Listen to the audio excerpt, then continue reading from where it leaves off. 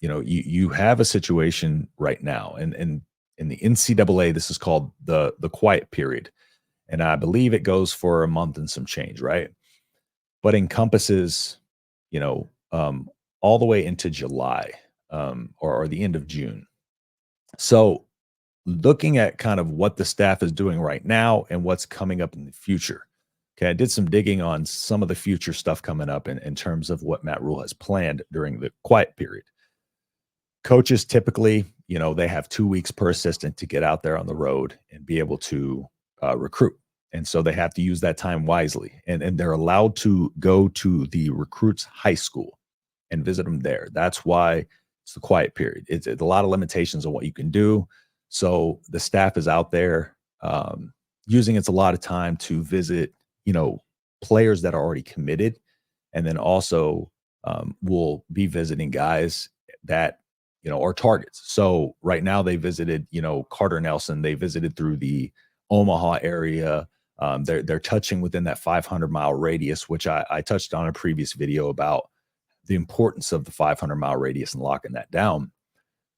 But looking beyond that, okay, what can we find in this quiet period? Because it's a down period of information and news. Okay, so what can we point out that's coming up in June that might be something that the staff is doing to also kind of recruit, build connections? Okay, so I saw the advertising for the Friday Night Lights camp coming up, and looking at that camp, I went into looking into these camps a little bit more specifically, right?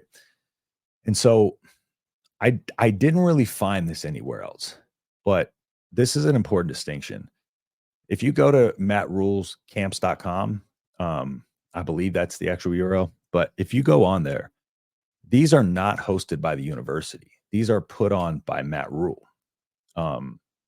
So, and it puts that at the bottom. It notes that at the bottom. These are Matt Rhule camps. And basically what it says on there, sorry, I'm gonna need some water, guys. Basically what it says on each camp in the description, right? It says, Coach Matt Rhule football camps are designed to give each individual athlete solid foundation in the basic football fundamentals needed to excel at a specific position.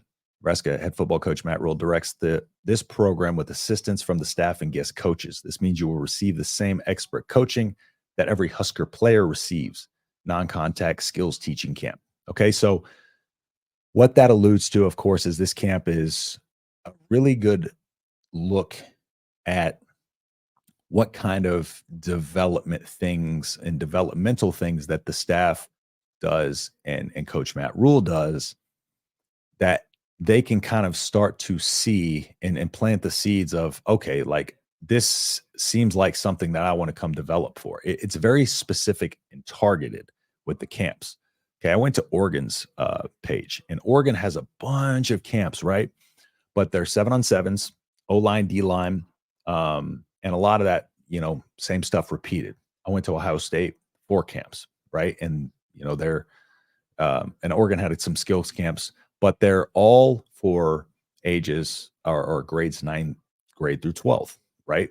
There's a couple of different things that I saw that Matt Rhule has at his thing. And again, what it says, the operator of these camps, Coach Rhule Football Camps LLC, is a separate legal entity from the University of Nebraska, is not sponsored by or affiliated with the University of Nebraska. So if you see the pictures, they got Matt Rhule camp shirts and stuff like that out there. So, but what these are doing, and you can tell by the camps were a little different last year, right? 2023 camps, they had team camps last year where the teams would come in and they would have overnight stays and multiple days, right? So to me, maybe that indicated that he was just trying to front load, kind of getting a lot of these players in there and showing them what they got. And now they're a little bit more targeted of camps. And I'll go through some of the camps that Matt Rhule is going to be hosting. So he has June 4th. It's 3rd through 8th grade. Okay. And so it's a youth camp. And so he's bringing in, younger kids, and other schools have youth camps, but I don't see him listed, on the university, outside of a couple. So that one's not he's not the only one doing that, right? But from the schools I've looked at, there's not many of them doing that. So third through eighth graders, get them out there. Same thing applies. And then some of the other camps are ninth grade to post grad. And he, those are going through. So the camps listed June 4th, June 7th, June 8th, June 9th, June 10th, June 11th, 14th, 16th. Okay. Now, the interesting one to me was the June 10th camp, right? Because I didn't see this anywhere. So the June 10th camp is for high school seniors, junior college, and transfer portal players. Okay. That's very, very interesting because that right there is all of these are ways to recruit during the quote unquote quiet period when Matt Rhule is not allowed to be out, like visiting these guys. So they're bringing these guys in, and not only is it 9th through 12th graders, but he also has a JUCO camp and transfer portal camp. So not only that, this is an extra layer because you got to think when players enter the portal, right? When players enter the portal, they don't really have a lot of time to make a decision. They don't have time to go do a lot of visits. It's usually a visit, two if you're lucky, and then a commitment.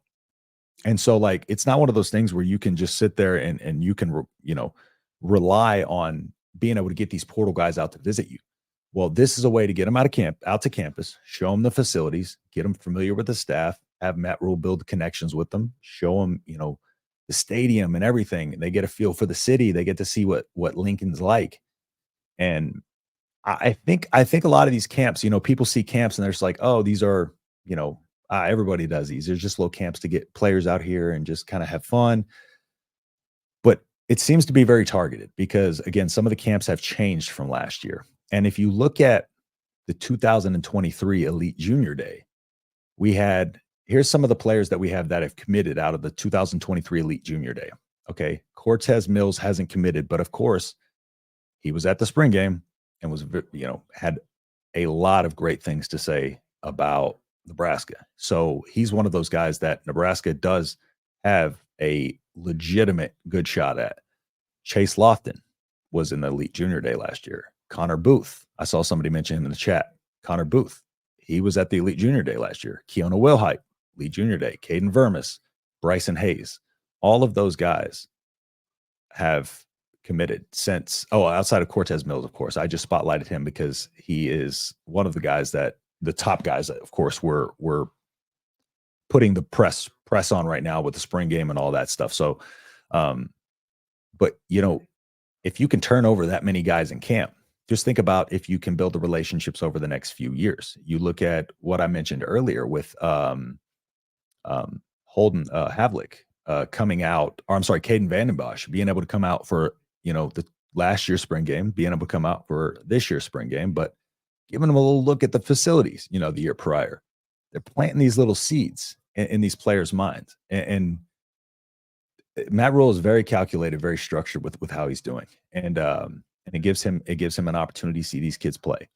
But that was one of the things that stood out. And not only that, if you look at the Elite Junior Day last year, well, there was a little nugget of information there. Troy Pittman III, not sure if he ended up coming out, but he was an eighth grader, or it was offered by Nebraska as an eighth grader. He's in the 2027 class. And so, it was an Elite Junior Day, but they've invited a guy from the 27 class out there specifically, a guy that they offered in eighth grade. So Matt Rhule must really, as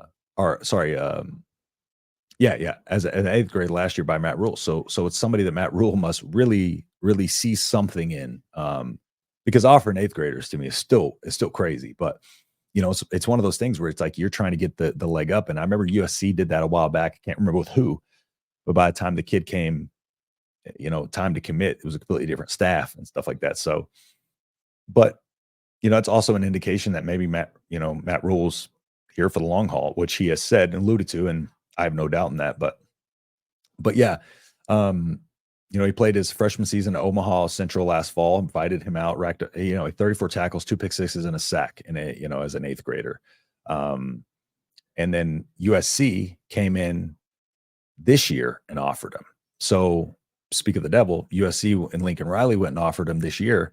And Matt Rhule had the inside track at him last year. And not only that, got him out to the Elite Junior Day to get him to campus as a 8th grader.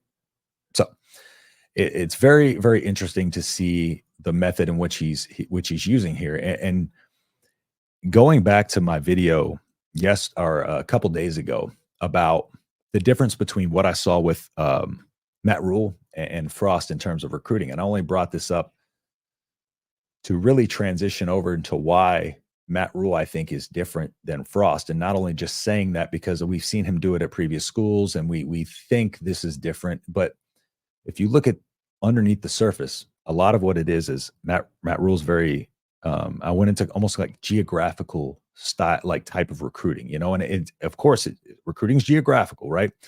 But a foundation within the 500-mile radius, Frost focused so much on Florida that he had the inside track early in his first 2 classes, getting 16 players.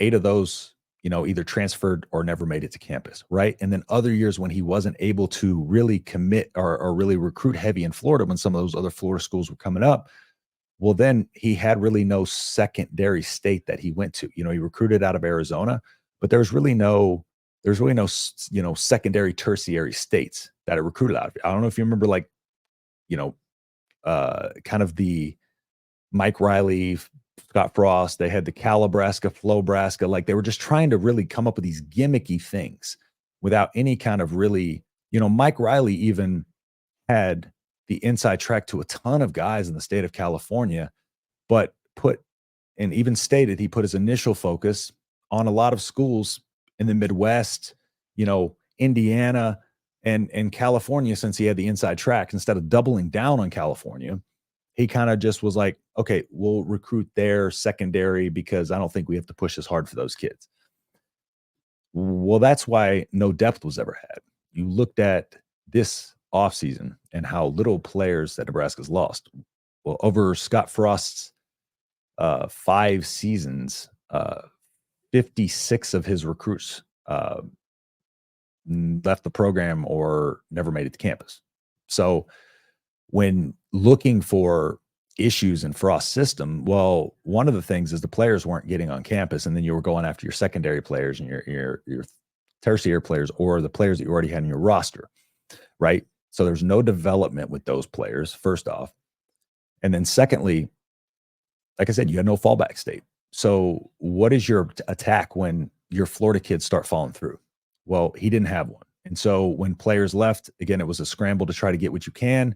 And he had some good classes. Don't get me wrong. He had some good classes. But again, a lot of those players never made it to the field and left. So you got to also look at the efficiency of recruiting. And if you look over at what Matt Rhule's doing, if you look at the amount of recruits from Nebraska that he's gotten in his 2 cycles, 10 players from the state of Nebraska in these 2 full cycles. 10. Scott Frost had 10 Nebraska players in 5 cycles. So Matt Rhule has as many Nebraska commitments and 2 cycles as Scott Frost had in 5. So, and if you look at the offers, right, it's Texas, Florida, Nebraska. Okay, so Matt Rhule basically has the 500-mile radius, and those are the players that are going to stick around because those are the players that have connections. They have family there. Maybe they're fans of the school. They have connections of some kind, and it's one of those things where it's like a family emergency arises, for some of these kids. Well, they're right there by home. It's one of those things. Those are the foundation of your team. We're talking about building a foundation. That's your foundation. That's your lifeblood of your program, is that 500-mile radius. Everybody there is the most likely to stick with your program statistically throughout history. Okay. Then after that, where do you venture into? Okay. What was one of the pipeline states that Nebraska used very heavily in the Big 12? Texas. All right. So, and there's no shortage of talent in Texas. It's the state that produces the most, first round NFL draft picks. You look at Florida versus Texas, and they talk about the number of NFL players, and Florida has the most. However, they've only had 1 first overall pick. Texas had 16. Okay. So, but they're also recruiting Florida. But Texas is the main focus because the amount of players that come out of there, the talent and the skill level there, plus Matt Rhule's connections there. I mentioned Bob Wager before, but Bob Wager had the DUI, was off the staff, but there's more connections than just him.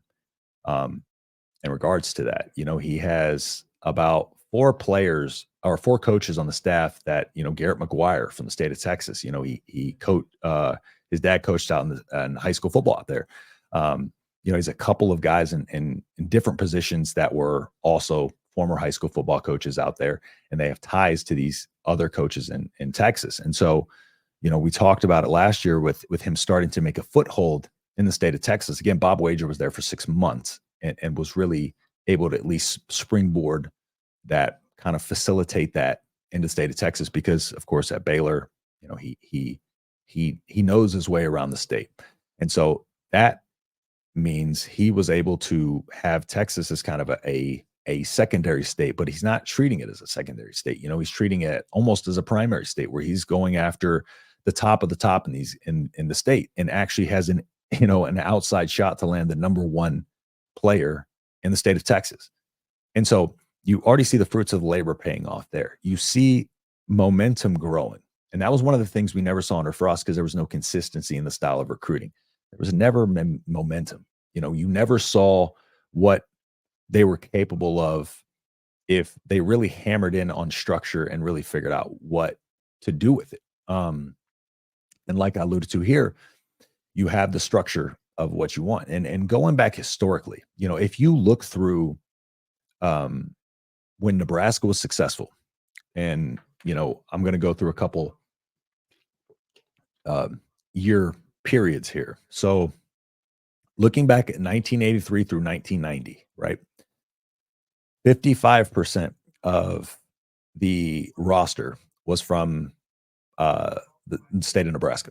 Okay. Looking at 2008 through 2015, 33% was from the state of Nebraska. Under Scott Frost, 13% of the roster was from the state of Nebraska. Okay. Under Rhule, it's up to 32% already.